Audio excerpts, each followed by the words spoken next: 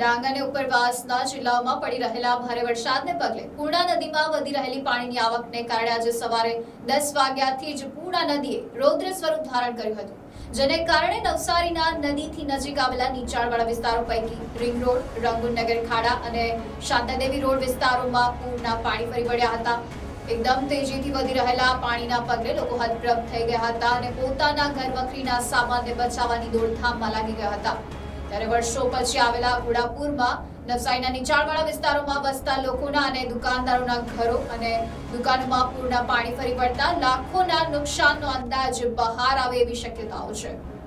નવસારી શહેરની બગડતી પદ્ધતિ પરિસ્થિતિને જોતા નવસારી જિલ્લા વહીવટીતંત્ર દ્વારા એનડીઆરએફની ટીમોને અસરગ્રસ્ત વિસ્તારોમાં પહોંચી જવા તાકીદ કરાવી હતી।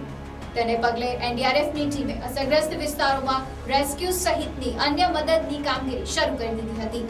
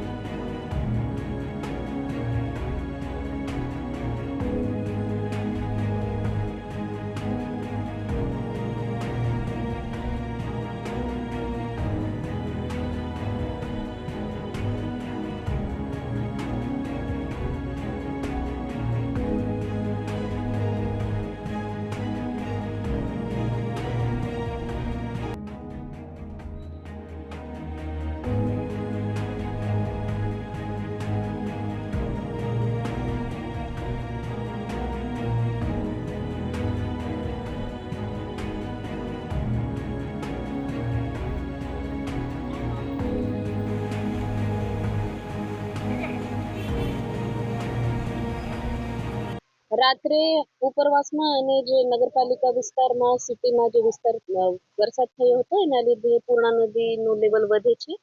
બાકીના આજુબાજુના જિલ્લા સુરતથી જ્યાંથી પાણી આવે છે એમાં પણ અમે સતત સંપર્કમાં છીએ. પાણી હજુ વધવાની શક્યતા છે.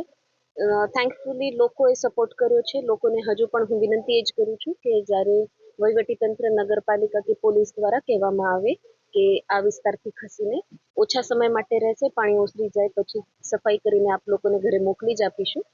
શેલ્ટર હાઉસ પર આવીને 4 કલાક અમારી મહેમાન નવાજી જોઈ લેજો, પણ શેલ્ટર હાઉસ પર આવજો આવી વિનંતી છે. બાકી હાલ 3 થી 4 જગ્યા પર શેલ્ટર હાઉસ ફંક્શનલ છે અને બાકી જગ્યા પર આપણે વોર્નિંગ આપેલી છે અને એના મુજબ લોકોને આપણે ત્યાંથી લઈને ખસેડીને શેલ્ટર સ્થાન પર લાવીશું. નગરપાલિકા, પોલીસ તંત્ર અને વહીવટીતંત્ર બધા એકબીજા સાથે કામ કરે છે એટલે હાલ તો કોઓપરેટિવ વેમાં સારી રીતે એફર્ટ્સ ચાલી રહ્યા છે. હાલ કેટલા લોકોનું સ્થળાંતર? હાલ 110 લોકો શેલ્ટર હાઉસમાં છે અને બાકીના બધા પ્રોસેસમાં છે.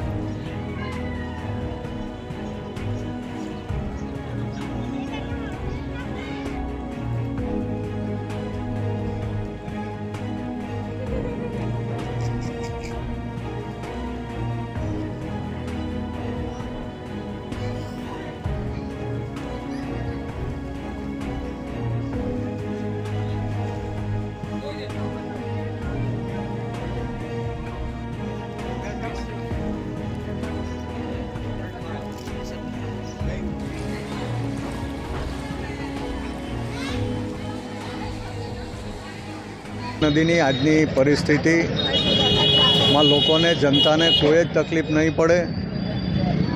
પાણીની વાત હોય, ફૂડ પેકેટની વાત હોય કે લોકોને રેસ્ક્યુ કરવાની વાત હોય, એનડીઆરએફની ટીમ પણ અહીં આવી પહોંચી છે અને પ્રશાસન, વહીવટીતંત્ર અને ભારતીય જનતા પાર્ટીના કાર્યકરો, જિલ્લાના પ્રમુખ, નગરપાલિકાના પ્રમુખ, ધારાસભ્યો અને સૌ કાર્યકર, લોકસેવકો જનતાની પડખે છે અને જનતાને કંઈ જ તકલીફ નહીં પડે તેને માટે કાર્યશીલ છે.